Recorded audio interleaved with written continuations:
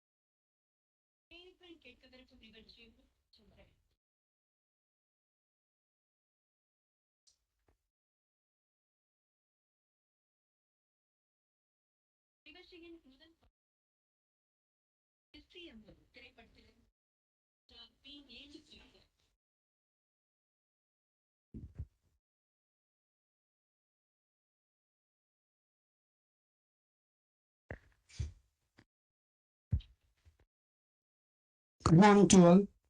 To second annual general meeting of the Sundaram Brake Lines. Shareholder is elected to Krishnamay sir, chairman of the meeting. I'm requesting to Krishnamay sir occupy the chair in the proceeding of the meeting. Do we have a requisite quorum? Yes, sir.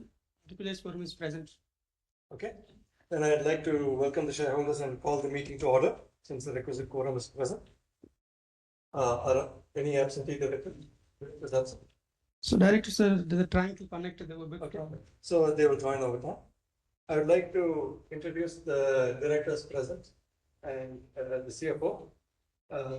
And the directors, Sriprem Mahesh present in person. Our CFO, Mr. Hari, is also here, as is my finance team. Ms. Shrikiti Mahesh, Ms. Rahul Rakesh Agarwal are both virtual. Here. And Mr. Chidambaram is also present virtually.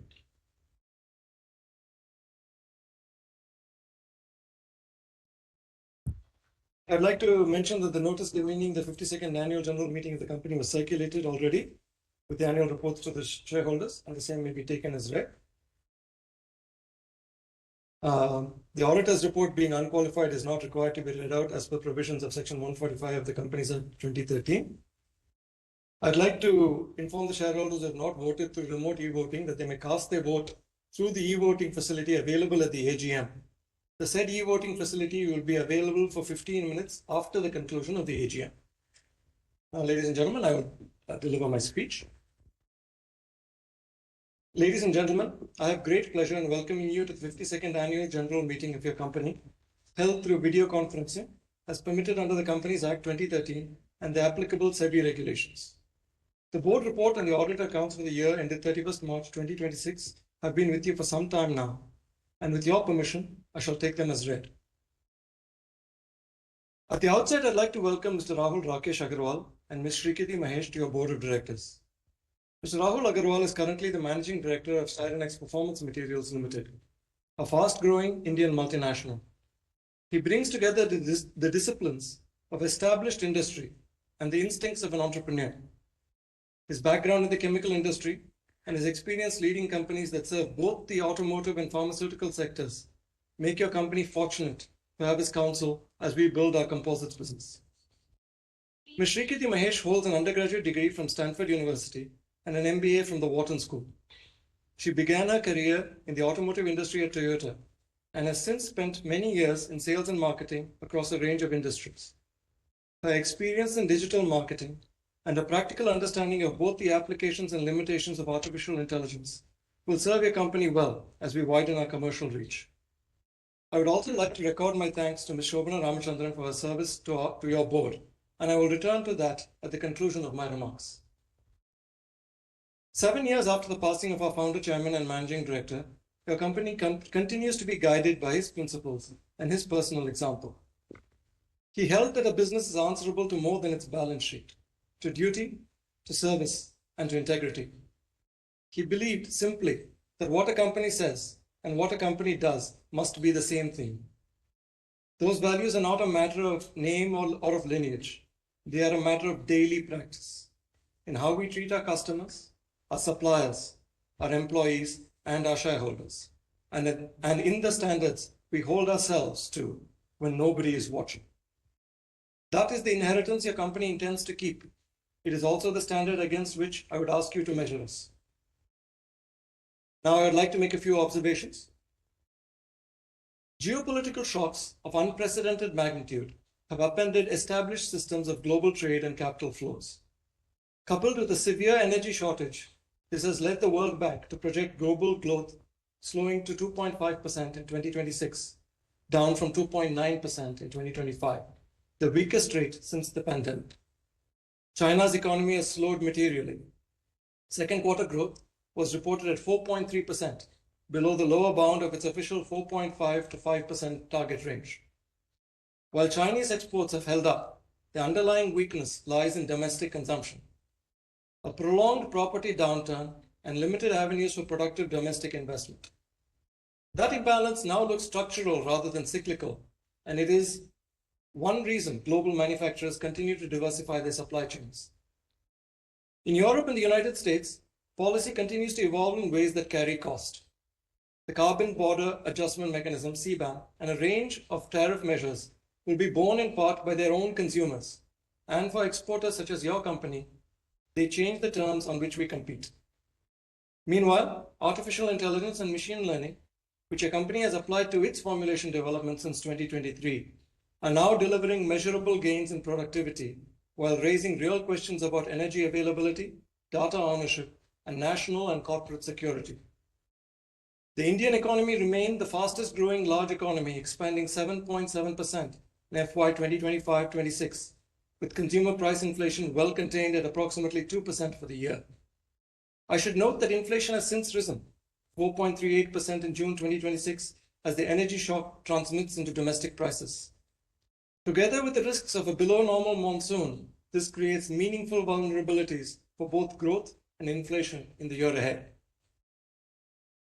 In terms of our working results, during the financial year 2025-26, net sales were 342 crores against 349 crores in the previous year, a decline of 2%. Domestic business grew 9%, driven primarily by OEM and aftermarket demand. Export sales declined 17% on account of tariff-related disruptions and weaker overseas demand. Profit after tax was 2.57 crores against 5.17 crores. Our decline in profitability derives from two sources. The first is the decline in higher margin export sales, a cyclical consequence of trade disruption and, in our judgment, recoverable. The second is deliberate, expenditure on composites on new product development, which we choose to continue funding, though through a difficult year rather than defer.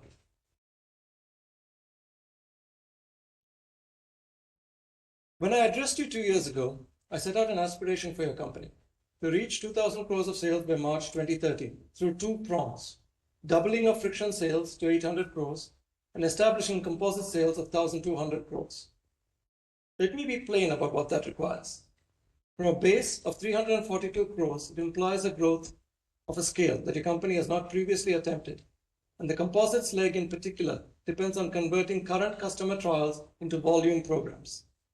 Neither prong is assured. I restate the ambition not as a forecast, but as a direction of travel.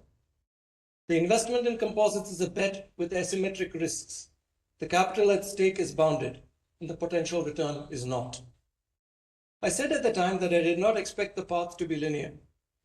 Global trade disruptions and sudden conflict have made it considerably less so. In terms of a competitive position, to succeed, a company must either make the same thing more cheaply or do things differently. Your company has consistently attempted both.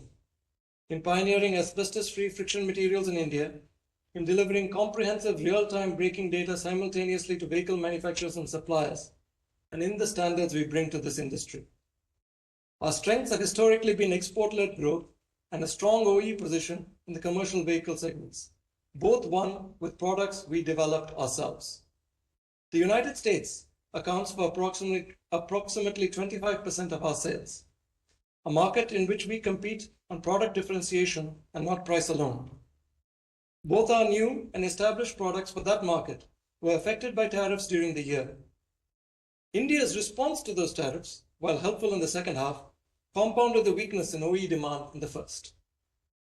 In an industry where many participants have been content to supply Indian labor for foreign designs, your company has persisted in developing Indian technology under its own name.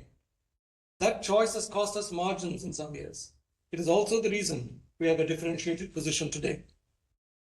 On competition, the announced acquisition of Hindustan Composites friction business by Rane Madras Limited on a slump sale basis will bring together two long-standing participants in our industry. The transaction is expected to complete by the 30th of September 2026. When Sundaram Brake Lining was formed, Hindustan Ferroro was the dominant player, and Rane Brake Linings had been established a decade earlier. Consolidation on this scale is a serious development, and we treat it as one. Our response is not to match scale, but to compete where scale matters least. In products that are difficult to substitute, we are trying not only to be the best, but in many cases to be the only, a non-fungible supplier. Dividend. Based on the performance of a company, your directors recommend a final dividend of rupees 0.65 per fully paid up share of face value of 10 rupees each. In the domestic market, the 9% growth in the OE segment would have been higher, but for the pre-announcement of GST rationalization, which affected domestic demand for medium and heavy commercial vehicles, large ticket items whose GST rates were to change significantly. The resulting demand surges in the second half could not be fully met by a company's facilities. This also constrained our ability to serve aftermarket demand, which grew 4%. Capacity constraint, is in one sense a good problem to have. It is also one we intend to solve, and I return to it below. In terms of the export market, the imposition of significant tariffs on a range of countries in the first half of the year caused a marked reduction in orders. The absence of competitive alternative supply for safety-critical brake friction, together with continuing local demand, led to recovery in the second half. Export sales nonetheless fell nearly 17% for the year, with approximately 70% of that decline attributable to the United States. In terms of the company's outlook and prospects, your company is a significant automotive supplier in one of the largest, most populous, and fastest growing economies in the world. Demand for passenger and freight transport is substantial and growing. Improved highways, higher labor costs, and reduced friction across state lines are driving demand for larger freight haulers and more comfortable passenger buses in the domestic market. No nation has moved from agriculture to services without a substantial manufacturing base, and global automotive production is gradually moving to India. Mahindra's acquisition of Pininfarina, Tata Motors' acquisition of Jaguar Land Rover in passenger vehicles, and now Iveco in commercial vehicles, Daimler's shift of Fuso production to India, and TVS Motors' acquisition of Norton are all indicators of India's potential to become a major global manufacturing center. These trends are being accelerated as global companies actively seek alternatives, concentrated supply chains. All of this augurs well for domestic manufacturers who've demonstrated the capability to meet both domestic and global vehicle manufacturer norms. Electric and hybrid braking duty cycles, while reducing aftermarket demand, will in fact favor high-quality suppliers of OE friction. On exports, your company is treating the loss of stability in United States trade policy as a reason to accelerate strategic expansion across the other 50 companies to which you currently export. We will increasingly focus on re-diversifying our export sales mix. I should be clear with you on one point because it bears directly on our planning. While the United States Supreme Court held in February 2026 that the International Emergency Economic Powers Act does not authorize the imposition of tariffs, and the relevant orders were subsequently revoked, tariffs under other statutory authorities remain in force, and the United States administration has indicated its intention to maintain broadly comparable levels of duty throughout those alternative routes, as we saw as late as this morning. Your company is therefore planning on the basis of that our tariff exposure has been rerouted rather than removed. Your company has developed and is currently customer testing its patented Reflex, reusable, friction-plugged, exchangeable backplate pads, which are designed to deliver lower product cost, improved logistics costs, and greater tariff resistance. Our R&D efforts are also developing products intended to exceed the Euro 7 brake particle emission norms, and I hope to speak to you further about them in the years to come. In composites, in this area of debate over EV versus hybrid versus internal combustion, of E20 versus E80 versus E100, of LFP versus sodium, our automotive composites offering is powertrain agnostic. It serves them all. In an environment of rising energy costs, tightening CAFE standards, and emission norms, every category of vehicle benefits from lightweighting. Our products improve mileage and range, increase load capacity, and eliminate corrosion concerns. The returns are highest where the structures being replaced are a significant proportion of vehicle weight or face significant corrosion challenges. Rather than make the uncertain bet of picking the winning powertrain, mining for gold, we'd prefer to sell the picks and shovels of this materials revolution. We believe that establishing ourselves as one of the few credible, high-quality, large volume producers of composites for automotive and drone aviation applications will allow compounding on early gains. Our R&D team has demonstrated process improvements across broad product ranges in excess of 30% at pilot scale. On full implementation, these are expected to reduce energy consumption and to increase production capacity by up to 70%, improving both capital productivity and profitability. These are engineering assessments rather than realized results, and I will report on the actual outcomes as the changes are commissioned across our lines. Work is also underway to universalize and accelerate the energy savings from our ongoing press and dust control modernization program. In terms of concerns, while this broad economic consensus is that India will remain the fastest growing major economy, significant challenges remain for macroeconomic policy. A potentially poor monsoon, limited availability and high prices for energy, the reimposition of tariffs through alternative authorities, and further global conflict. Vehicle manufacturers are positive about the first half of the year, with more caution about the second. Few could have predicted the volatility of the past year. The shift in United States trade policy, the absence of an interim US-India arrangement at a time when most other trading partners secured one, or the conflicts with Iran. It has both raised energy prices and disrupted traffic through the Straits of Hormuz, with consequent concerns for global food security. Your company's approach in each case is to look for the positive externality in an adverse event. Energy shocks are accelerating our energy transition. CBAM and Euro 7 requirements are generating new products. Constraints on labor availability are being addressed through automation, though slowly. To paraphrase John Paul Jones, we have not yet begun to fight, but we will. In terms of recognitions, your company's R&D facilities at Padi continue to be recognized as an approved R&D unit by the Department of Scientific and Industrial Research, DSIR, Ministry of Science and Technology, Government of India, and this recognition has been renewed up to the 31st of March 2027.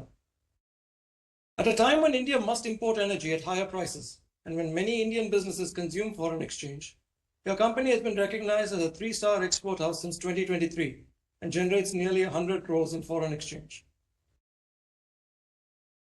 We are grateful to Ms. Shobhana Ramachandran's valuable contribution as a non-executive director since her appointment in 2020. She's one of the most inspiring leader managers I have ever known, and she had the deep respect of our late chairman. I will always be grateful that she agreed to serve on your board the moment she was asked, giving so freely of her time while concurrently leading TVS Sri Chakra. She served as a member of the Nominations and Remuneration Commissions and contributed significantly to the board's deliberations with a keen insight, deep knowledge, and rich experience. I place on record our sincere appreciation for her unwavering commitment and dedicated service to your company, which is so representative of TVS values. In closing, India accounts for roughly a quarter of global GDP before British rule, a point Sashi Tharoor draws from Angus Madison's data in an era of darkness. It was through economic mismanagement and extraction that the company arrived at a position where it had to pledge its goal to avoid sovereign default. In the decades since liberalization, an economy weighted heavily towards service, created relative headwinds for export competitiveness in manufacturing and for the availability of manufacturing talent. Today, there is a clearer national recognition that for India to regain its historic position, manufacturing must be rebuilt. It is in that environment that your company operates and in which our opportunity lies. For those who wonder whether we should moderate our ambition, I would offer the words attributed to Henry Ford. Whether you think you can or you think you can't, you're right. We can and we will. Our Honorable Commerce and Industry Minister recently observed that when you fly a kite, you have to hold it tight. But what he didn't say was that many other things affect a kite. Not only the designer, the maker, and the flyer, but the wind and the weather. We will hold on to the kite and we will try to fly it as skillfully as we can.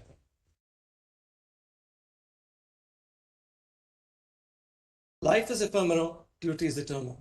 Our duty is to the world in the materials revolution and the environmentally responsible friction. To our nation in generating foreign exchange and in leading on lightweighting. And to the values of our founder chairman lived, in living them as truly as he did. On your behalf, on the behalf of my colleagues and my own behalf, I express my sincere thanks to our stockists and wholesalers, both in India and abroad, for their support and for marketing your company's products. I thank the State Bank of India, Standard Chartered Bank, and all our vehicle manufacturers, customers, suppliers, and investors for the continued and valuable support. I place on record our appreciation for the good works done by all of our employees of your company. I thank you, our fellow owners, for sharing your questions, which I hope to do justice to shortly, and for making it convenient to attend your company's 52nd annual general meeting. Thank you. Jai Hind.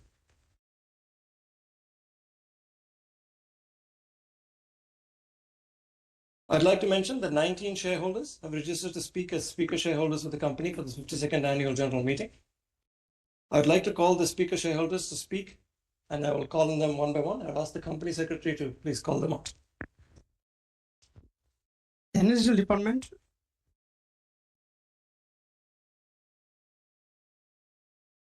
Yes, sir, we can go on. yeah, speaker number 1, Sarojit Singh. Yes, he is available. Hello, Sir, Chairman please- sir, can you hear my voice? Yes. Yes, sir, please. Chairman sir, first of all, good morning to you, all the board of directors, all the staff of Sundaram Blakeland Limited and my co-fellow shareholder. Sir आपने अपनी opening remarks में तो company के बारे में काफी कुछ बताया, पर सर अचंभता होती है हमें हमारे शेयर प्राइस को भी देख के, जो कि सर 52 वीक हाई से तकरीबन आधे पे है। तो सर इसके अंदर किस चीज की दिक्कत आ रही है सर, थोड़ा सा इस बारे में बताएं। बाकी chairman sir, I'm sorry, sir, I unfortunately do not speak Hindi. I apologize for that, but could you ask the question in English, please? sir, I'm sorry, sir, I unfortunately do not speak Hindi. our share price has been increased around 50% from 52-week high. So what is the strategy about this, and what is your planning the about the share price? Sir, you should take you should give us some lighting on this thing. Sir, you should given a dividend of only of rupees 65 paisa. So why should you given this type of dividend to the shareholder? This is all you did. Because of this reason, you should not given a dividend of very increased value. Why the you should remove the dividend from the dividend list? Because you would be able to increase any of the sitting fees of any director or any chairman from this payout. This is a payout from a investors, because this is a very high value of dividend you should be given to shareholders. So you did not given this, and investors should be given a dividend group to a setting fees in a group of setting fees to any director or any chairman. Thank You you. should take care of this. And second thing, Sir, there's limited time, 3 minutes. We will need to be next speaker. Sir, please complete sir, your question. Please complete your question and then we'll move on. sir, we should, sir, we have listen you from a half an hour and around 365 days. Our day is only one day, so you should not increase our shareholder time. Our promoter holding is around 64%. Why the government has been telling about us 75%? So you should any payout for increase the promoter holding. And in our company, foreign investor holding day by day decreased because they did not having a trust in our company. So how should you increase the trust of foreign investors? And the second thing, you should having all the types of setting fees in our company. So how should you take care of weaker shareholders in our company? Right. So thank you, sir. I think You should we'll also have to move to the next shareholder, sir. you should Next speaker, Gaurav Sood. Mr. Gaurav, please unmute yourself and you can speak. Yeah, can you hear me? Yes, sir. yes. Yeah, thanks for giving me the opportunity. Sir, you have said that 2 years back you gave the vision that the company aspires to go to 2,000 crores of sales, out of which 1,200 crores is of composites. Yes, sir. So since then, that vision, the sales have hardly grown, and uh, I, I'm not sure how much of the composite sales have kicked in. Yes, sir. So, so what is really happening, and how close are you to this vision?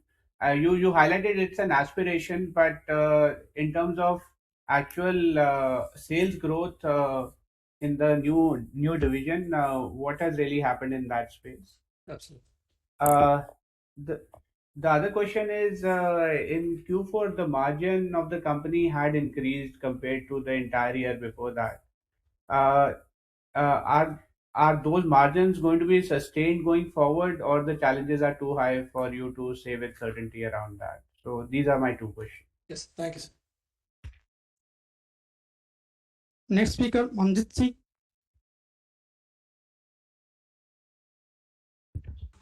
Mr. Manjit Singh, please Am unmute I yourself. audible? Yes. Yes, sir, please go ahead. Good morning sir. Yes, good morning.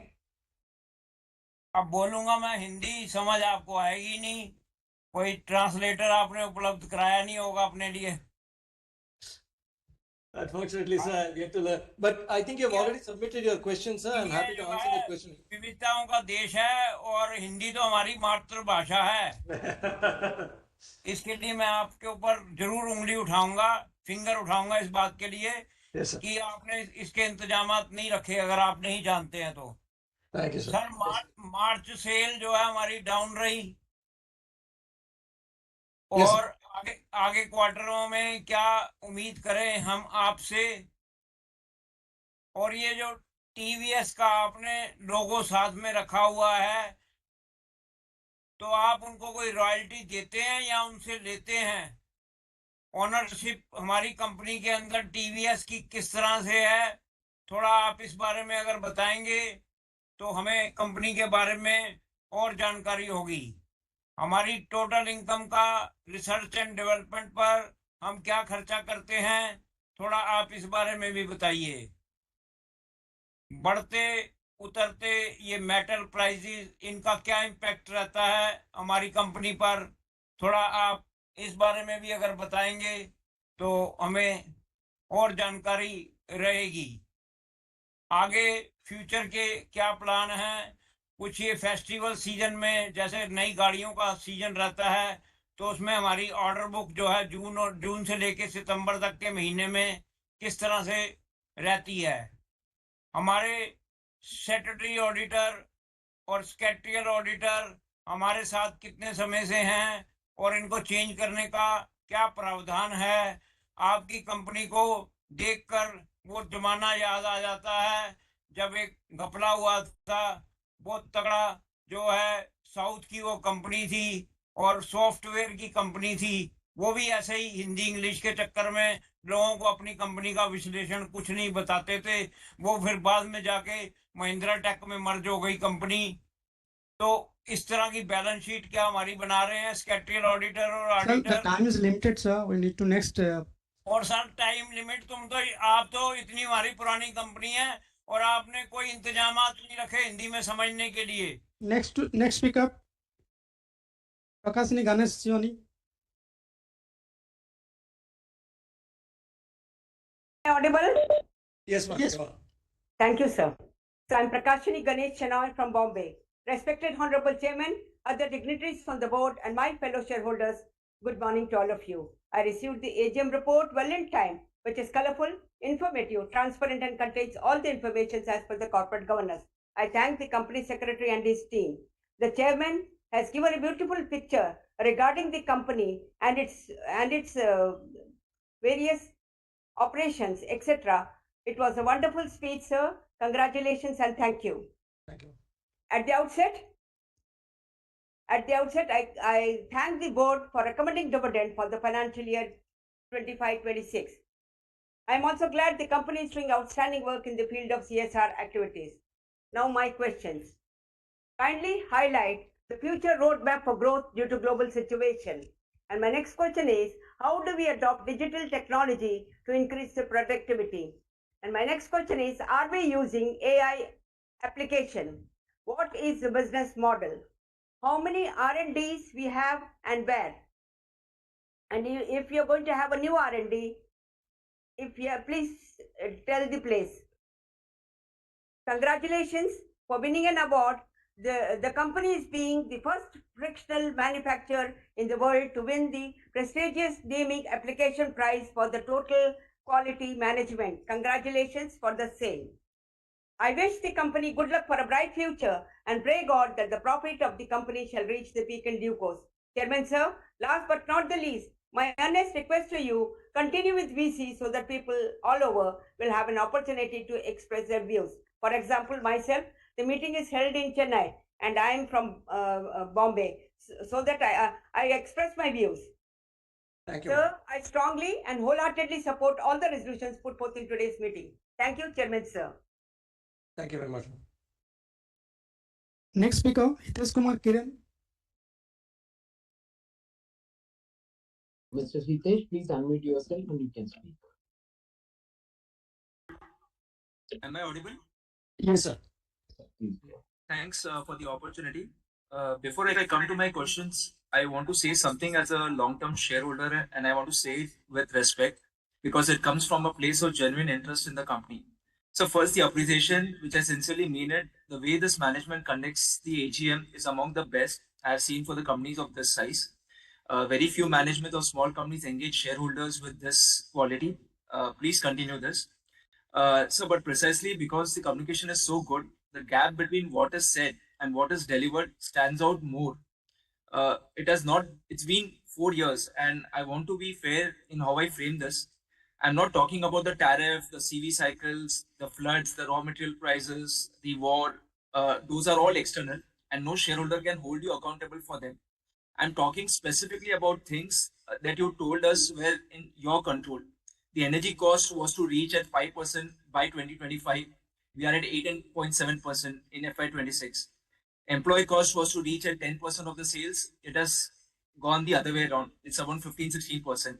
The thermopacks were like a next year executable thing for us. Every HM you kept guiding us that this year we'll be completing the conversion to thermopack. I don't think we have at least the numbers don't come up that way. Sir, my request is not that you stop setting these targets. It is that guidance which given at this podium be treated with the same seriousness as a commitment to a customer or a bank. Which brings me to the second point, that this AGM is the only occasion in the entire year where the shareholders hear from the management. And there are no earnings call, no investor presentation, no half-yearly communications, nor do you agree to meet as well. And even here, the format is one way. All the questions are collected and then you choose to respond at once. And there's no opportunity to ask for a follow up or a clarification. When guidance is missed out for 4 consecutive years and the only accountability mechanism is a single way session, shareholders are left holding the stock on faith, sir. So, before my questions, one constructive request to the board and to the management, please consider a better interaction, at least have some disclosures shared on a periodic basis, if not quarterly, at least half yearly.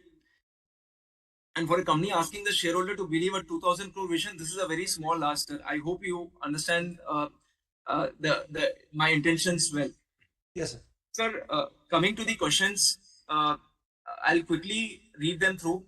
In FY23 AGM, you had acknowledged that our power cost was significantly higher to the competition and had guided for a reduction from 9.5% of sales in FY23 to 5% in FY25 via the thermopack conversion. Now, since then, in every AGM, you've been guiding the completion of thermopack project in the subsequent year. It's been 3 years. We are yet to see the results of the same. Power cost is still 8.7%. Now, whereas when I look at the competition, Rane Brakes, the previous, when it was standalone, JB Friction, Masu Brakes, they are all in the range of 4.5 and 6%, sir. And even they have been facing the same energy crisis or energy inflation that we are facing. So this has been a big disappointment on the earnings front. Could you please explain what is happening and what should we really expect from here on? In FY25 AGM, you had benchmarked yourself with Rane and committed to closing a 400 to 500 bips margin gap. Now, with the PBT that you had guided for was something like 10%. Now, should one really write off the possibility of margin getting better in our core brake lining business? Again, in FY25 AR, you had stated that the product development cost incurred towards composite was 4.8 crores. Unfortunately, we don't see this follow-on update in the 2026 annual report. Sir, it's a request. Please be consistent with at least some disclosures that you choose to make in certain years. And I think there's a big investment going in our composite. I think it is better if you have some numbers around it as well, sir. Please, it's a serious request, sir. Again, in FY25 AGM, you had guided for a commercial production of industrial and railway friction by Q4 of FY26. And you had cited a revenue potential of 16 crores per year. Now, what we understand from your recent annual report is this has been pushed to Q2. Now, in this regard, so Q2 FY21 supplies now, are they now contractually committed? With which customers and what is the kind of order values should one look at? Now, what margin profile does the railway industry friction carry versus our current automotive business? What is the realistic FY27, FY28 revenues that one should look at? At least directionally, if you can give us some sense, that will also help us, sir. Now, with the tariff reversed in February 26, what export run rate are you seeing in Q1? Q1 is already gone by. So if you can share what is our export run rate, and I think although the tariffs has been reinstated, but I think it's still significantly lower than what it were last year. So I believe you can share your view on where you see this thing playing out. Again, could you please talk a bit more on this tariff-resistant reusable product that you had spoken in the annual report? Where are we in the development of this product, and when do we see revenues flowing from this? What is the opportunity size? So there's been a recurring purchases from the promoter-linked entities. Alagar Resins, there's something like 9 to 11 crores of purchases every year. And Alagar Farms also, there's about 4.5 crores in last year. Now, this wouldn't have been a big concern if our profitability wasn't an issue. We are significantly lower on margins vis-a-vis the competition, and related parties transactions like these make us worry more. Could you please throw some light if there's a scope of eliminating them? Why don't we make those purchases rather than sourcing it from our group entities? Sir, this is very important, sir. I think 2 plants caught fire in April 2026. And this was in the span of just 2 days. What led to this? Any insurance claims are we planning to revive this unit? If not, then is there a settlement with the workers here, and what is the kind of cost that will involve if at all there is a settlement? And additionally, what is the kind of cost saving that we can have if we choose to close both these plants and realign our capacities at other locations? So the total area at this place is 35 acres. If we are looking to revive, what is the plan? If we are not looking to revive, what is the plan with this land?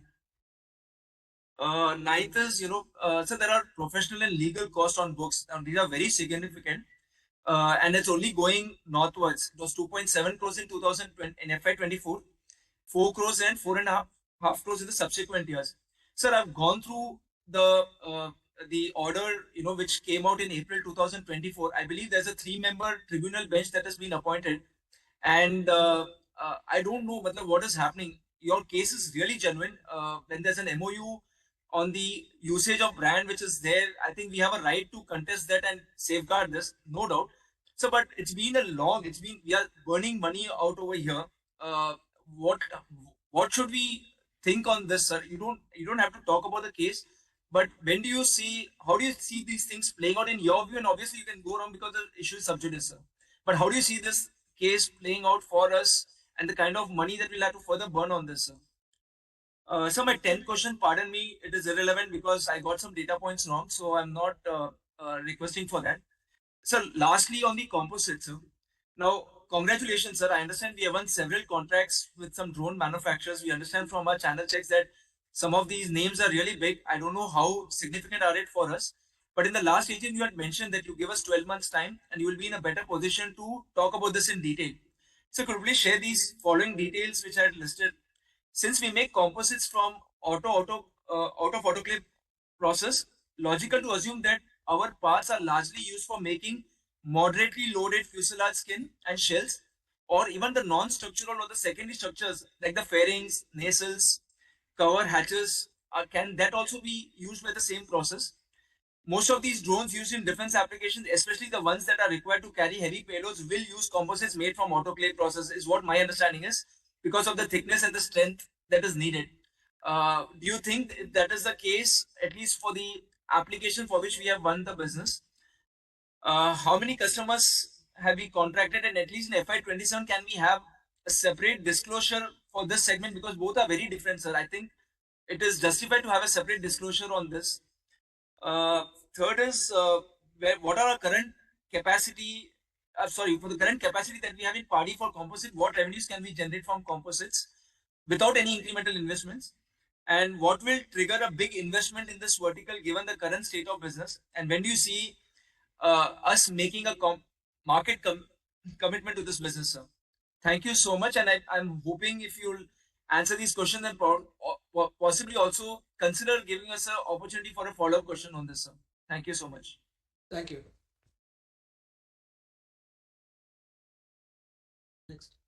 Next speaker, P. Jaichand. Sir, he is not joined. We can move on to the next speaker. Abhishek J.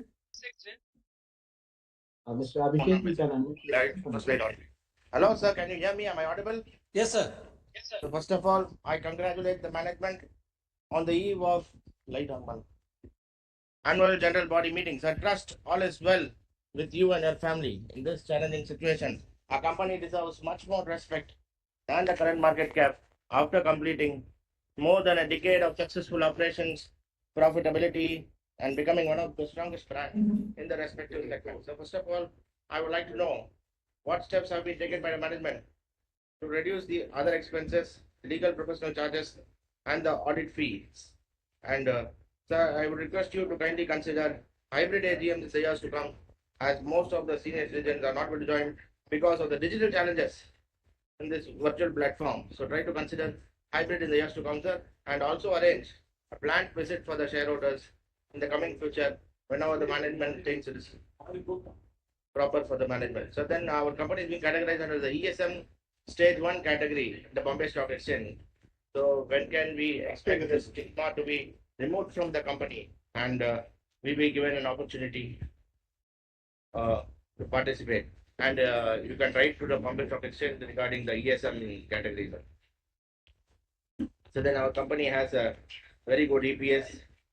I do appreciate P ratio is good, and return on equity is only 2.64. Sir, what proactive steps have been taken by the management to overcome the same and to reward the minority investors in good numbers in the years to come?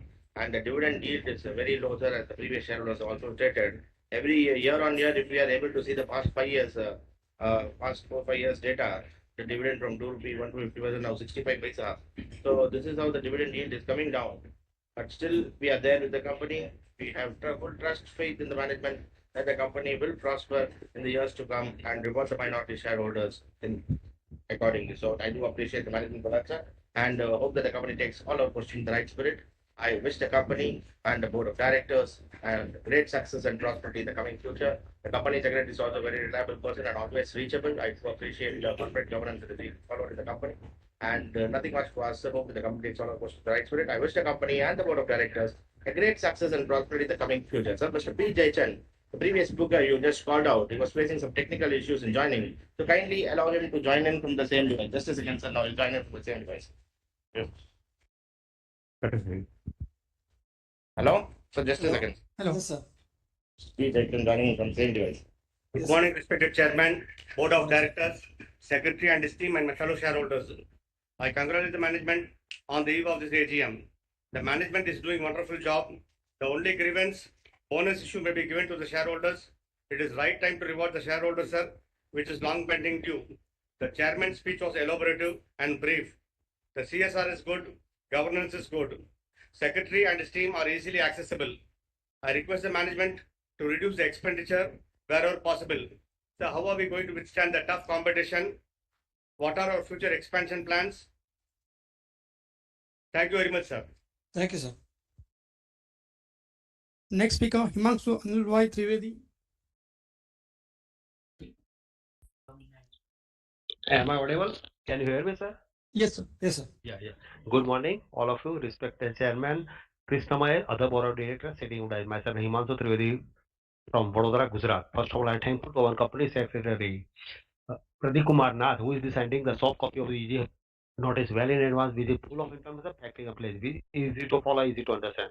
So I'm thankful to you and your entire secretary. Report is nicely prepared. All component governance and all parameters are covered in the AGM notice. So I don't have much question because I have full faith on board and they're working. I have already sent my question and query to the email well in with the set out time of AGM and give the opportunity to speak my race speaker favor. Sir, still I have as a speaker few questions. What is the market share? We have domestic as well as in international market. My second query, what will be the profit sharing ratio coming financial year? My third query, who is the competitor as on date? And what is the best material used in brake lining, sir? How many R&D center we have as on date, sir? Just for my information, any further plan for planning for Sir.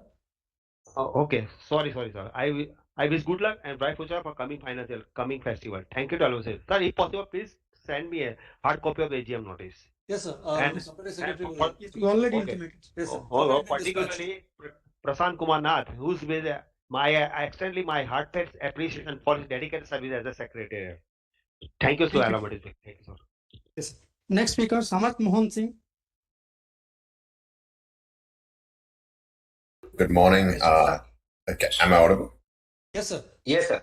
Yeah, good morning. Thank you for the opportunity. I have already sent in my questions in advance. Yes, if you have those, I don't think I'm going to spend the time repeating all of them. Yes, sir. I would only request you so that since you in the past you've already laid out sort of the plan for the turnaround, but there's a little bit of a slip from the cup to the lip. So if you could, the questions I've asked are a little specific, and if you could answer them specifically with numbers and ratios, that would help us understand where exactly is it that we're not being able to achieve our targets. Yes. Thank you very much. Next speaker, Rohit Suresh. Sir, Mr. Rohit and followed by Mr. Maheshwar and Krishnamurthy, both the speaker shareholder is not there. We can move on to the next speaker shareholder. Yes, Krishna Kumar. Yes, sir is available. Mr. Krishna Kumar, please unmute yourself and you can speak now. Yeah. Good morning to the August board that is assembled here and my fellow shareholders. Mr. Krishna, I think the questions are there with you already. Yes. I just want to touch upon one or two things because many of the questions and answers are also being given in the opening remarks. If you can spend a little bit more time on the composites business in terms of what's the scale up and what it's contributing, that will be great, basically. Wish to place on record the good performance in terms of R&D and the new product pipeline that you have brought to the fore. And I wish you all the best on that. And hearty welcome to Sri Rahul Rakesh and Ms. Srikirti Mahesh also to strengthen the board. So just one last question. Is the significant improvement in the fourth quarter performance in terms of EBITDA margins to about 9% from a near loss-making situation in the previous 9 months. So if you could just share your thoughts on what happened, what transitioned, and is this a bit of sustainable improvement or is a one-off price hike from customers? That would be helpful to understand the trajectory of profitability for the future. Thank you very much, and wish you all the best for the directional targets you mentioned. Thank you. Thank you, sir. Next speaker, Manisundaran AV. Yeah, Mr. Manisundaram, please unmute yourself and you can speak. Manisundaram? Yes, sir. He's available, but 1 second, sir. We'll just check it. Mr. Manisundaram, please unmute yourself and you can speak now.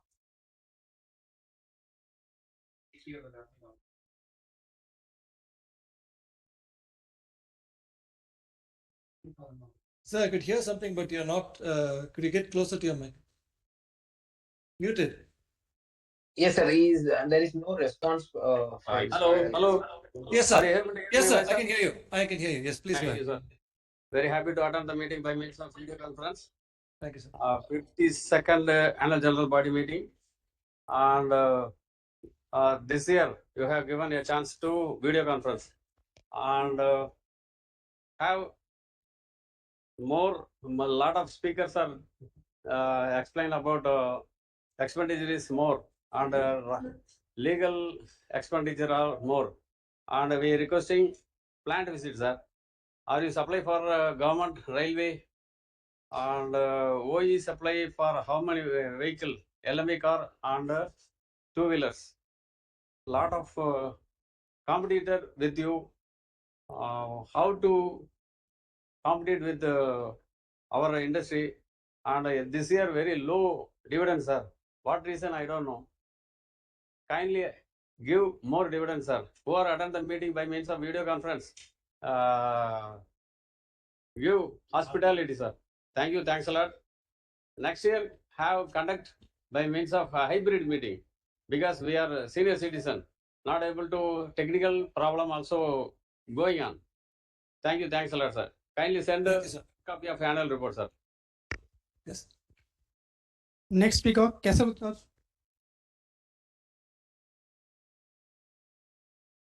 Mr. Keshav Gaur, please unmute yourself and you can speak. Yes. So thank you for the opportunity, sir. Even I've sent my list of questions, but I'll just ask the major ones. So we saw substantial improvement in our margins during Q4 of FY26, Yes, and our employee expenses as well as I think other expenses declined. So if you could help us understand that what has led to this margin improvement and what further improvement can we expect? Is the the thermopack energy savings that we were expecting starting to kick in, and till what extent will this go help us going forward?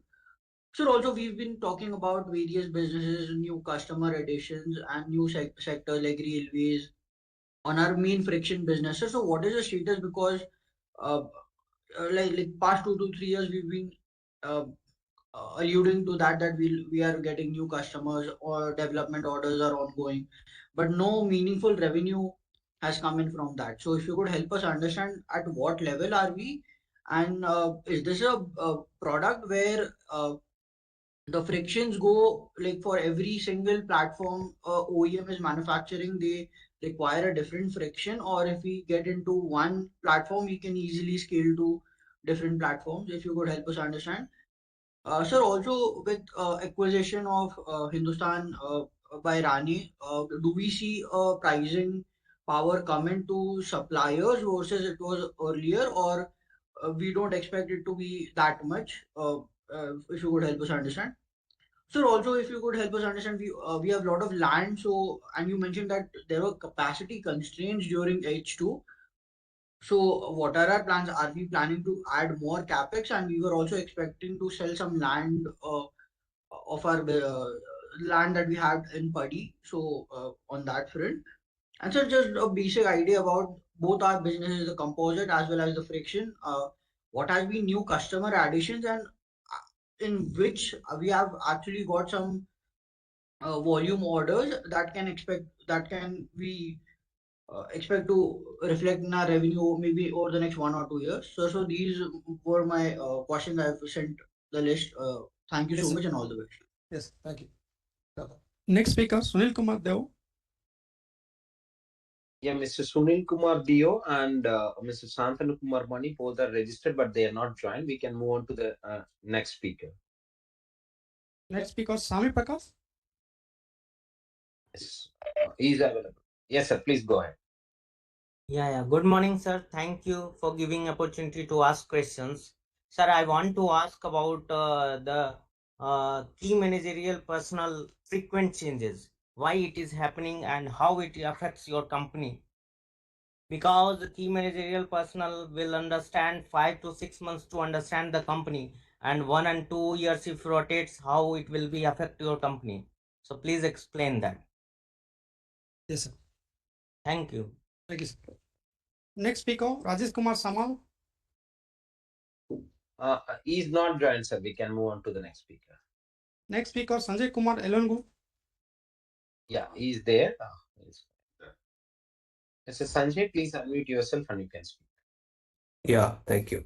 Hello, sir. Good morning. I've already sent my list of questions. I Yes, sir. just missed on one thing, so I'll just mention it here. So one is we've been talking to potential customers and existing customers. Two things stood out. One is sometimes our cost is not very competitive compared to some of the local composite makers in and around Bangalore area, because this potential customer is based out of Bangalore. So how are we addressing the cost competitiveness in our composite solutions? Second is Hitesh has already asked about the auto enclave process. Yes. The other technology gap or the difference that I learned from one of the customers is that we use a pre-peg method, but that customer wanted molding to be done with a layer of Kevlar in between the carbon fiber to have better weight to strength property, and that's why they did not go ahead with it. So if you could answer about these technology gaps or the capability gaps that we have in the composites, that will be very helpful. Thank you, sir. Thank you. Speakers all completed. I think, yes, thank you. There was also one shareholder who didn't want to speak but has kindly sent in their questions. I will now attempt my best at answering the questions. I think some of the questions have a question about dividend. While we don't have an official dividend policy, our aim on dividend is to try and achieve about 10% of our profits as dividend. And as we hopefully boost our profit, the dividend will rise accordingly. The aim behind that is to have some degree of predictability in terms of how much retained earnings we have for growth and how much we will then distribute to our shareholders. Some of the shareholders are. To that, I think I've already addressed it to some degree in my speech, where India is one of the fastest growing economies, growing at a 7.5% rate. When the economy grows, freight will grow, and increase in freight automatically drives increased vehicle purchase and increased vehicle running, which drives increased use of friction. So we don't see it as a mature business. Also, we think changes in powertrain, driving styles, duty cycles, also changes that are occurring in terms of regulation will all drive changes in this industry. And we believe that this industry is actually rather dynamic rather than a mature business as such. I will also at the same time touch upon the question of composites, Hindustan composites and pricing, whether that's going to increase our pricing availability. I will then go through individual questions because this is a major issue I addressed during my remarks itself, the chairman's speech. If you look at Hindustan Composites, ladies and gentlemen, it has been in the OE space, really the only other supplier in the OE commercial vehicle space other than Sundram Brake Liners. And while their public announcements of their profitability seem to indicate a highly profitable business. I'm sure that our shareholders have actually read their notes as well to understand that of their 1,200 crore asset base, 1,000 crores are in investment. So basically, you're evaluating a company that is a treasury with a friction business tacked on. If you look over the last 5 years, their profitability they have an accumulated loss of 70 crores if you look at the friction business alone, which means they were subsidizing their friction product in order to have retain the share that they did. So the removal of Hindustan Composites and its merger into Rane is a company we highly respect and is a formidable competitor. But we believe that the removal of the subsidy should improve pricing across the industry and restore some degree of sanity to pricing as we move forward. That's overall broad thing. I will address your more detailed questions. I apologize for my lack of fluency in Hindi. I understand a little bit, but not enough to be able to take questions from you. And I ask for your understanding. So in terms of questions on what is the impact of geopolitical developments and recent wars in the company's brake lining business. Even today, this morning, the US administration announced a 10% tariff based on unfair labor on every one of its partners, just as another tariff was expiring. So we don't believe tariffs are gone from the US until the current administration is not there anymore. But we think that this is a spur to us to diversify our exports. We have exported in the past to 73 countries. We believe that the continent of Africa, which we have significant amount of exports to, is a significant growth market. If you want to talk about India as a growth market for the coming decade, we believe that Kenya, the Middle East and North Africa all present significant growth markets for the next 5 decades. And this is where we already have a significant presence and we hope to boost that presence. Europe is an area where we used to have a significantly larger footprint and we wish to boost that. So we think while there will be interruptions and policy changes across the world, we will continue to diversify and deal with these as they come up. What will happen on a day-to-day basis is very difficult to predict in this day and age. But we believe a consistency in policy overweighs short-term fluctuations. A question that was asked regarding in the last few years, revenue has been stable, but profitability has remained under pressure.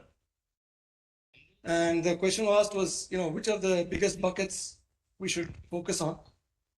I think the challenges we faced in terms of why revenue has been stable have indeed been different year to year. I mean, I would argue that, and I mentioned this in my speech, ladies and gentlemen, there's never been a time we thought post-COVID there was going to be a degree of stability.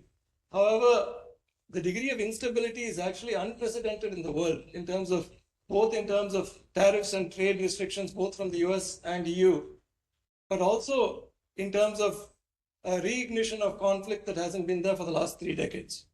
So this has basically led to individual markets shrinking and growing.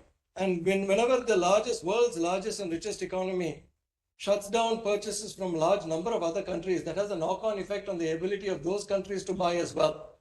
So countries in Africa which face significantly higher food prices due to the war in the Ukraine also faced other challenges more recently with price increases.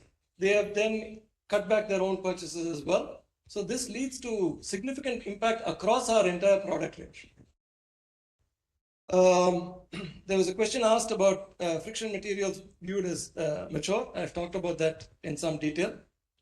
I want to say that we develop our own friction, and I talked briefly about Reflex in my speech.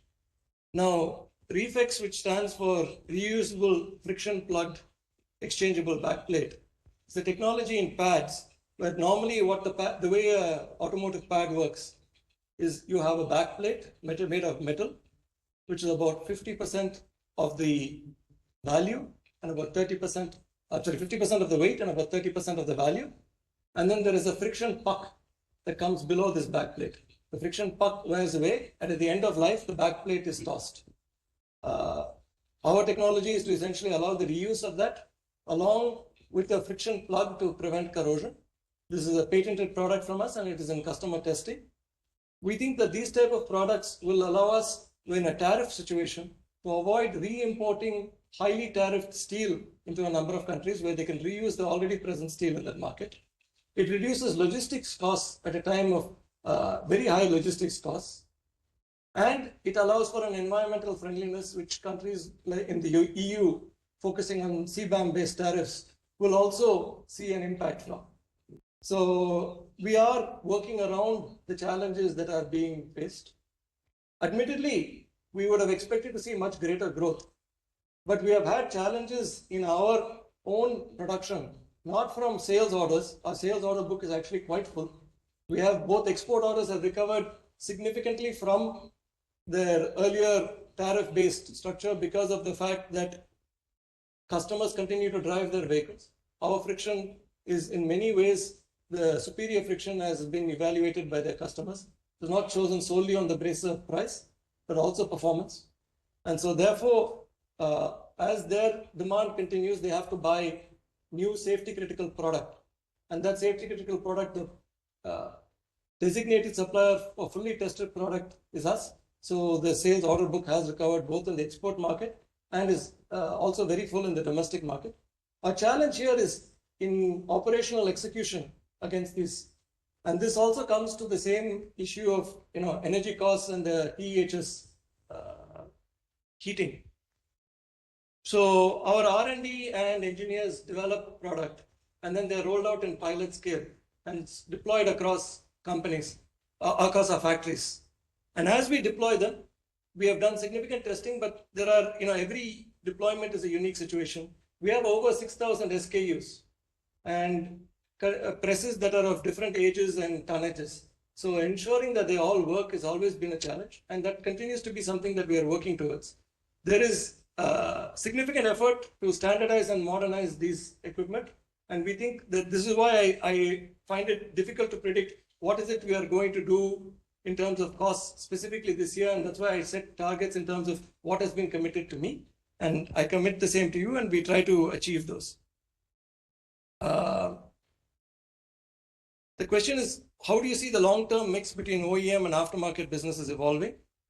And given the strategic objective to increase aftermarket contribution because it's better margins, do you see a stronger opportunity with OEM relations? So this is especially valid in a situation where there is EV and other products that are, EV and other product powertrains that exist. We try to serve both the customer and the consumer. So customer is the vehicle manufacturer and the consumer is the actual user of the product. We have an in-house testing ability called DEFCON, which we have used and I've talked about before in my previous speeches to you. This allows us to tune our offering to a degree our competition cannot and struggles to achieve. And this also allows me to talk about our AI ML integration into our R&D process flows, which we've been doing since 2023 and have actually, we've been developing since 2023 and actually been doing for the last few months.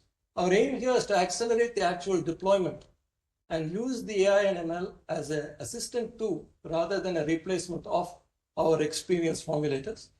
Unlike many of our competitors, we have our own formulation in-house rather than depending on foreign collaborators who have their own priorities and find it difficult to serve multiple markets with what we believe is adequate care. This also makes it difficult for them to react to sudden changes in regulations which are local and not global. So we believe that there are advantages we have in our R&D in developing these products. In terms of OE versus aftermarket, we don't believe it is an either or, but a both. The EV segment, especially, this becomes critical, where the EV duty cycle and regenerative braking means significantly less wear for aftermarket products and therefore less aftermarket demand. However, the OE product becomes even more important because that OE product will last much longer. So the vehicle manufacturers become far more selective when it comes to that friction. And the critical period in EV friction is the engine noise. In India, engine noise is in especially open cowl vehicles braking has never been a serious concern because engine noise is so overwhelming. But as buses become more quiet, vehicles become more quiet, the quietness, the noise from the brakes become an increasingly important element. And in fact, your company's advantage is that our brakes are seen as significantly quieter than rest of the competition. And therefore, we believe we have an inherent advantage entering the EV space. So this we think actually will benefit us. So as customer needs become more selective and become stricter, and as more powertrain options exist, your company will actually benefit from these trends.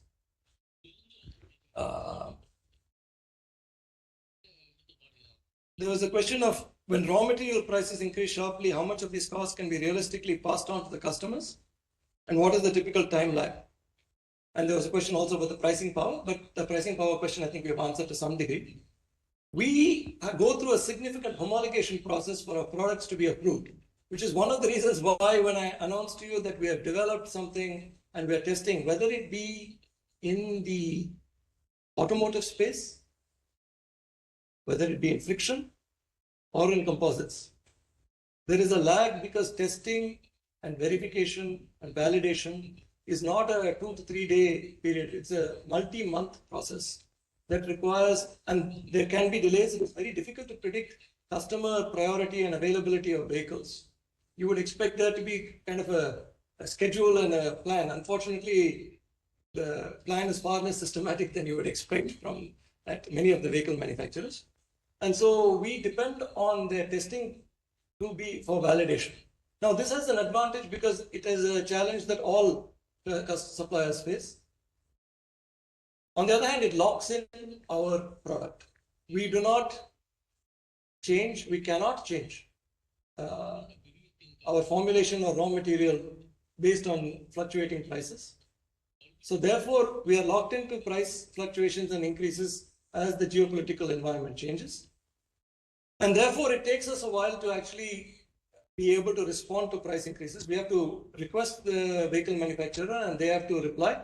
And so, for example, this also answers the question of why was Q4 profitability so high and will it be sustained into Q1? Now, I don't want to project forward or to make a forecast, but I want to say this. Last year, because of the tariffs, we had both export sales and the GST pullback draw back domestic sales. So Q1, Q2 significantly suffered because of that. We had very low overall orders for the company. Now, how do we manage cost in that situation? There are only a few elements that can be moved around. And so despite that, we tried our best to try and manage costs. But then when the government reacted with very positive GST improvements, we had a sudden surge in orders. At the same time, export orders boomed. So we have a question then of how do we go ahead and meet all the orders at the same time? So this is again a challenge that we face of how do you deal with this? Now, this delay is completely based on the vehicle manufacturer having to go ahead and actually look at their own costing and judge for their vehicle how much of a price increase they can get and what is a valid price increase being requested by their supplier. We provide significant amount of support, including invoices on raw material prices and other details to our vehicle manufacturers. So we believe that all of the increases we request are very reasonable. During the COVID time, it took 2 years to get those price increases passed through.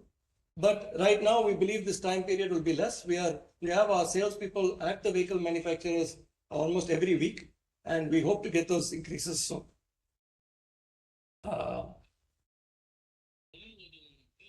So there's a question beyond automotive applications. What is the long-term potential of railway and industrial friction business? Could this become meaningful contributors to profitability? Or will automotive continue to dominate the business mix? So let me break this question into two parts, the friction part and the composite part. We believe on the friction part, automotive will dominate. However, we believe there is significant potential in the railway and industrial friction. Most of our railway is not Indian railways, but railways outside of the country. If you recall, long-term shareholders will remember that our company used to supply the Indian railways. We found that it was neither profitable nor in keeping with the ethical views of this company in terms of being able to supply them consistently. So unless that changes, we feel that entering Indian Railways may have undesirable consequences as well. So we need to watch very carefully for that. We're not ruling it out, but it's something where we wish to establish ourselves with significant customers where there are no indirect taxes being charged on the product. So our railway business is mainly outside of India right now, and we hope to grow that significantly. Between railways and industrial product, we hope to be able to achieve 60 crores plus, and we will update you as that continues to develop. In terms of, there was a question asked about with the festival season approaching, how are we trying to boost our productivity? I addressed this during the chairman's speech as well. And I mentioned during the speech that our R&D division has done pilot projects to improve our curing times and reduced curing times by as much as 40%, which implies a 70% capacity addition in terms of machine cycle time. We will hope to deploy that gradually over time, and hopefully that will provide an increase in capacity over time, but we're not sure that it will be available fully before the festival season. The next question asked was, we acknowledged our power costs in earlier sessions and they have not decreased. So the power costs have decreased to some degree, but I do want to address the fact that our competition also exists in the same country as us, and therefore they face similar challenges as us. That is completely valid and accurate. But I want to point out also that the competitors started with a much lower power cost base than we did. They have different formulations than us, and many of them serve different product segments and market segments than we do. So our energy costs are a blend of both the customers we serve and the products we serve. Having said that, however, TEHS is a product that we have deployed in 2 of our factories, and we have then slowed down the deployment because of some of the challenges that have arisen. So we want to make sure that when we deploy, that we don't cut off our nose to spite our faces. Basically, ensure we reduce power costs, but then reduce our capacity. So this is an area where we continue to make efforts, and in fact, we're looking at fully electric heating as a way to avoid this TEHS problems that have emerged in some of our factories. It is an ongoing effort, and your company is putting its maximum effort to ensure that those power costs are reduced. I will also point out, as I mentioned in the last chairman's speech as well, that we are located in Tamil Nadu and many of our competitors are not. And Tamil Nadu power and electricity costs have been rising, while many other states have actually lowered their power costs. So the regional impact of power cost increases to subsidize other spending by the government is something that truly affects industrial development in your state and therefore your company. Same challenges are faced by us when we talk about capacity availability in terms of labor. When governments increasingly provide handouts, the incentive to not work reduces the availability of labor and then makes it difficult for your company to attract the talent that should be there for us to man our plants fully. There was a query that in the AGM, the management benchmarked itself against Rane and committed to closing the profitability gap. We remain committed to that. We are making our best efforts to do so. This combines from product development, R&D, maintenance, and other improvements. There was a question that had been asked about how some of our other expenses have gone up, including maintenance. Some of those expenses are to ensure that our machines remain or become more productive and can deliver the products we need to deliver. So these are efforts that are ongoing, and we do hope to close some of that gap. This is not, a 500 BPS gap is not something that is closed overnight, and it's something we continue to work on. In terms of tariff reversal, what will this, how do I see our exports playing out over the rest of the year? As I mentioned earlier, the export order book is healthy right now, and barring new policy changes, we hope to have those exports continue. I think I've talked a little bit about the tariff resistant products as well with our reflex pads. In terms of recurring purchase of promoter-linked entities, we do buy our resin and cashew friction dust from promoter-linked entities. But I do want to say this. When we compare our prices of our resin, so SBL actually buys the phenol and the promoter-linked entity processes that phenol to give us the resin. Our price of resin is significantly lower from the promoter-linked entities than competition. It is also a situation where there are highly secretive resins that we would not be comfortable sharing with the market because a lot of our company's competitive advantage and superior product comes from those resins. Thirdly, those promoter-linked entities following the Toyota production system are able to deliver small batch quantities to our plant so that we don't have to hold a significant amount of inventory and face the holding cost and spoilage costs that may come from resin. So these have not been, the promoter-linked entity is actually there for the benefit of the company and not the other way around. And their negotiations are done at an arm's length basis and actually end up being superior to other alternatives. There was a question, very valid and important question asked about the two fires that occurred a bare 10 days apart in our Virudhunagar facility, the impact it had on our company, and whether we choose to go forward with those facilities. And if not, what we plan to do in terms of settlement costs. I said in our speech that we are committed to our employees and to our locations and our shareholders and suppliers. We are 100% committed to running those facilities.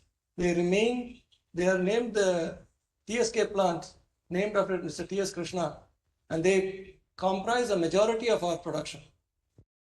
Those two plants were made fully functional within a matter of days. Other capacity was moved to those plants to ensure they could meet customer demand. And we are committed, 100% committed to running those facilities. The 35 acres of land there remains productive, and we hope to continue to grow those plants in the future as well. The cause of those fires is far more troubling. We believe that maintenance failures led to electrical fires. What we have done and learning from that is we have made operational changes to the machine, training of operators and firefighting methodologies. We have also increased the amount of firefighting equipment available, and we continue to do so. We believe we have addressed the man, machine, material, and method causes, and we hope that to apply those lessons not only in those plants and those incidents, but also across our company as a whole. And we would like to treat those horrible accidents as learning opportunities for us moving forward. In terms of professional and legal costs on the book, yes, we do have legal costs. As you correctly pointed out, a lot of the matter is sub judice. But we believe we must rightly fight for what the company's rights are. And in fact, ladies and gentlemen, we are fighting for you. We believe that allowing companies to do things that are not in the contract are not right. And I will limit it at that.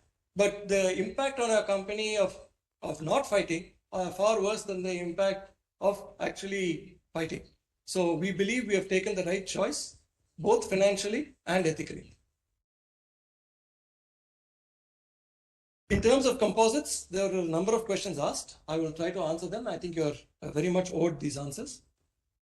There's a question asked in terms of out of autoclave, and a similar question was asked, are we limited in any other ways, whether it is Kevlar or not?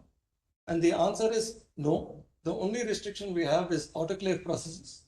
We do not want to set up autoclaves because autoclaves are very limiting in terms of capacity.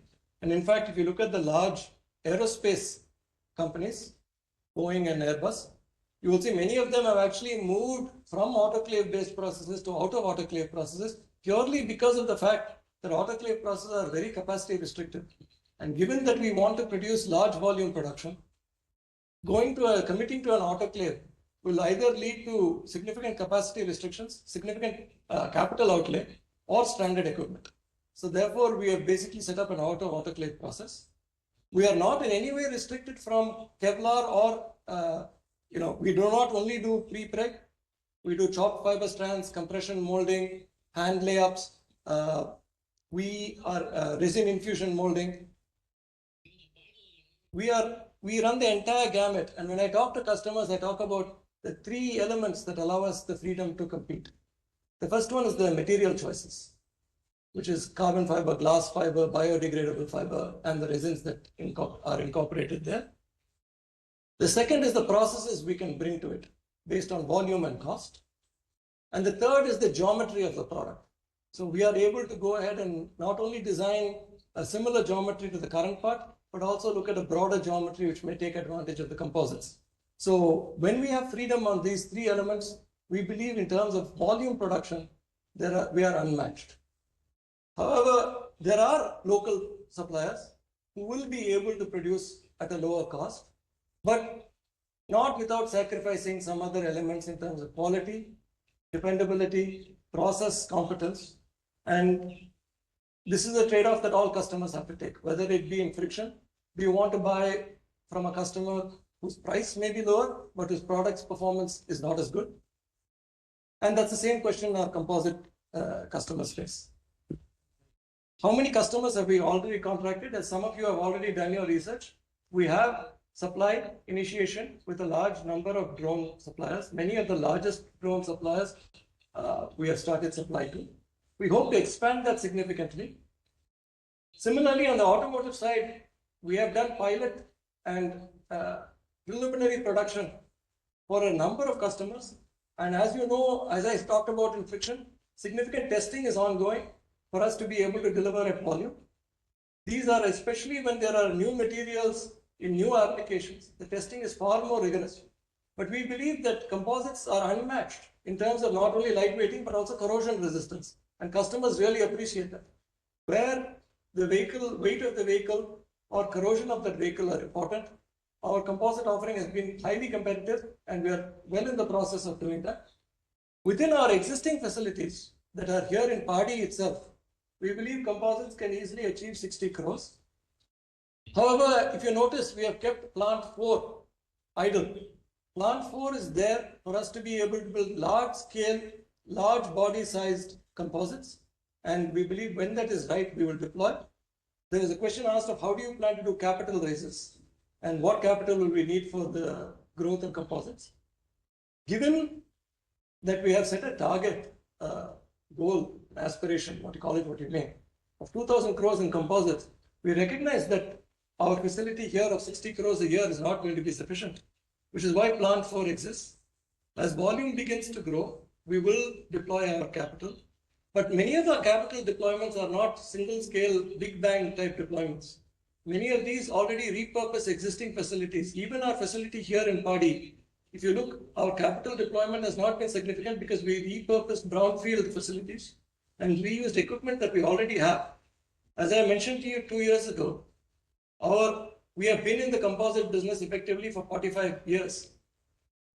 We are just going from functional composites to adding structural composites to it. So therefore, we expect our capital deployment to stay well within our control.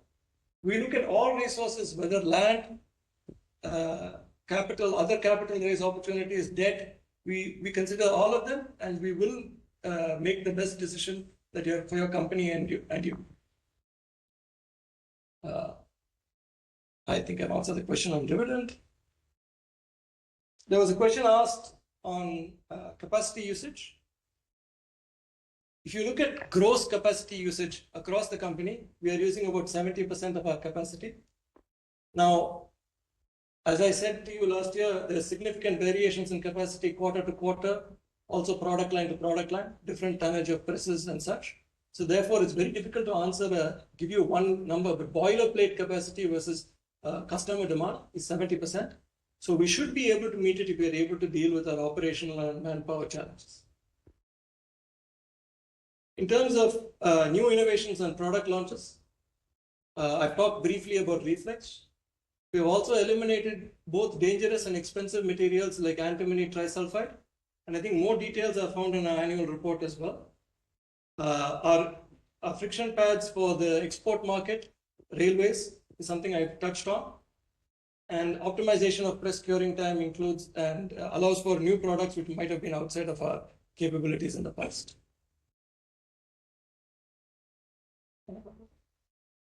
In terms of investor relations, we will consider the investor relations and how we can provide more more detailed information to you.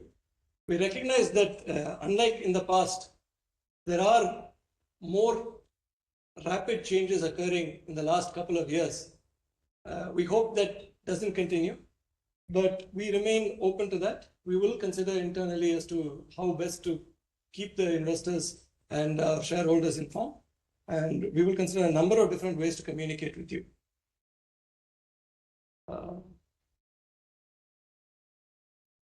Where do we see the industry in the next 3 years and our company's placement in the industry? I think our company is well placed to grow. We have to overcome some internal operational challenges, and we hope to be able to overcome them as we move forward. We are putting our best efforts in on this, and I hope that these work out.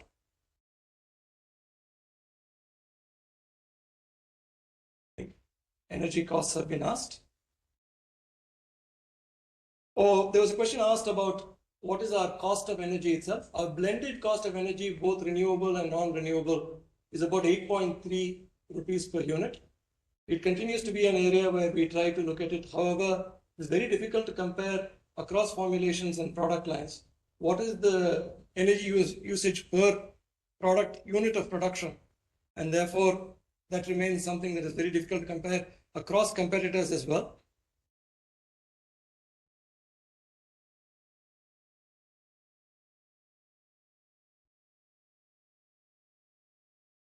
I think I've addressed the question on competitors' performances and or what will happen to our competitive position as the merger between Compo and Nani moves forward. Sorry, slump sale. There was a question asked, will Q1 look like Q4? And the answer is, as you've seen the impact on costs, and we have requested customers price increases. We will see the impact as they move forward there. We believe that if the company does have the order book continue like we did in Q3 and Q4, and prices remain under control, then those margins are very easily achievable. The question is whether those will happen, and we will do our best to try and control costs in the interim.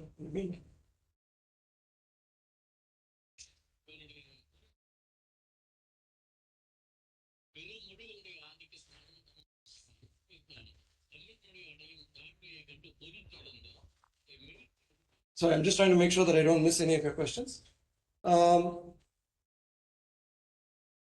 There was a question asked how much of our business is actually coming from our friction business versus our composites business, and when we will start breaking out the performance between the two.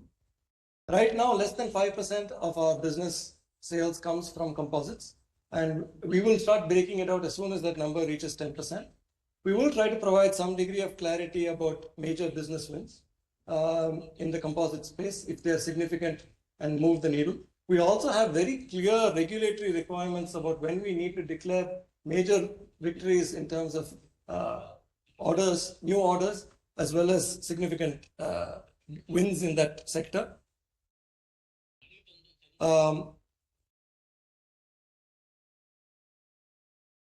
There was a question about customer profiles, and as I previously talked about, we have 4 segments: automotive, drones, industrial, and defense.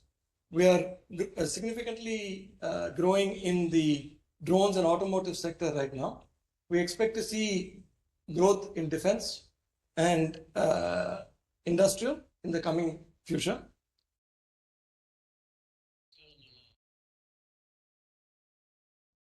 There was a question asked in terms of GFRP, battery supports for heavy duty and battery cradle for light duty. What is the difference, and can we make the entire battery enclosure? What is the potential of these two products at commercial scale? The heavy duty battery support and the light duty battery support are actually quite different products in terms of structural product, weights carrying, and duty cycles. Battery enclosures, however, have significant additional risks and are quite different because they actually have to control explosion risks and the like. So therefore, we focus on products where the risk to your company is also limited. There is a significant weight savings from these over 100 kgs, and these parts are under testing and approval at various OEMs. We expect to see the business from them relatively soon.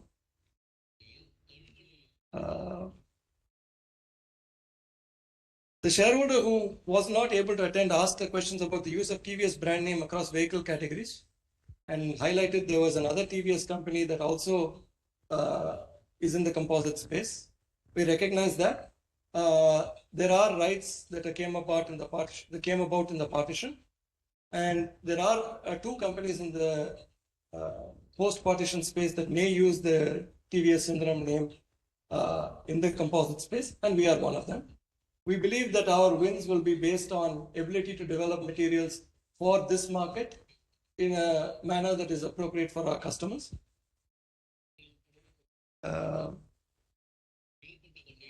Exports, there was a question about exports. Is this a permanent or is this going to be made up? I think I've addressed some of that in terms of our export order book.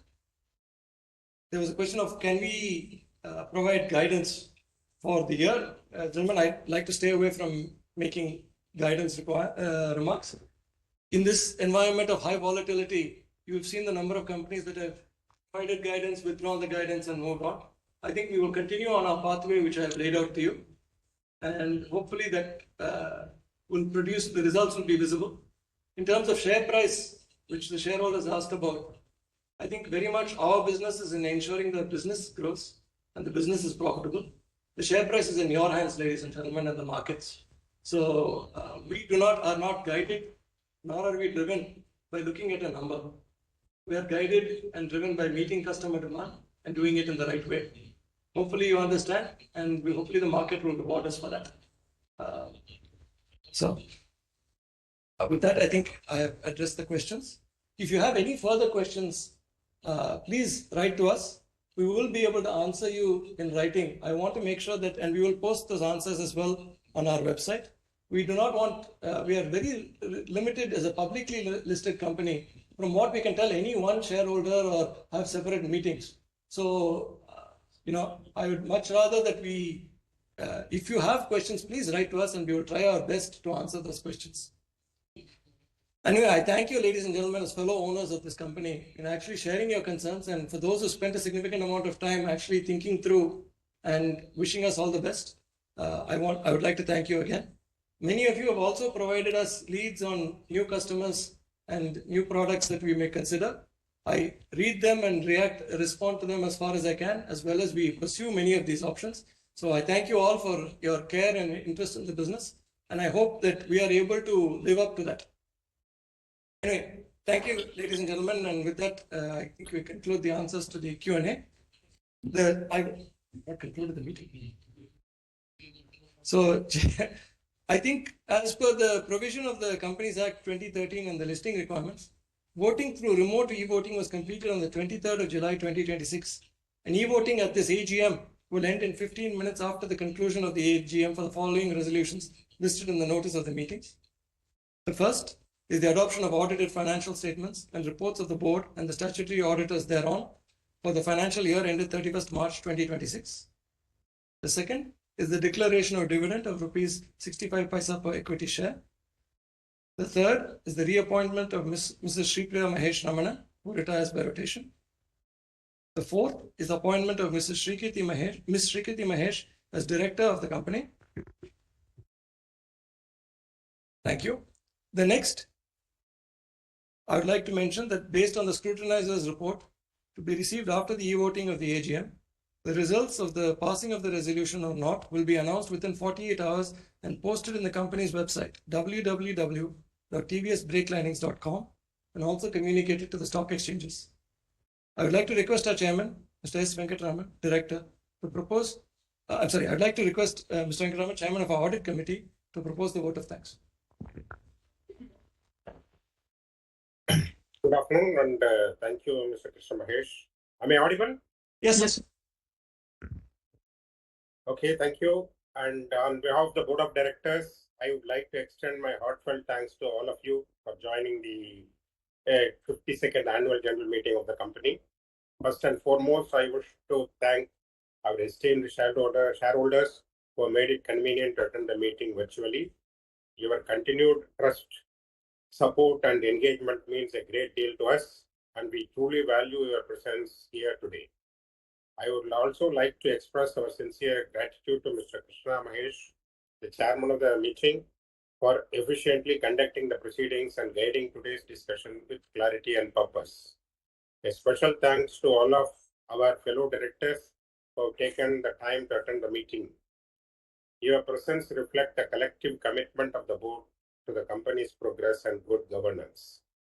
I would also like to thank NSDL for providing the technical support and seamless facilitation of the virtual meeting. I once again thank you all for your time and involvement. We look forward to your continued support in the future. Thank you, sir. I would now like to declare the meeting as concluded. Thank you all for attending. Thank you, sir. Meeting is concluded. Yeah, thank you. Thank you, sir. Tech support, please.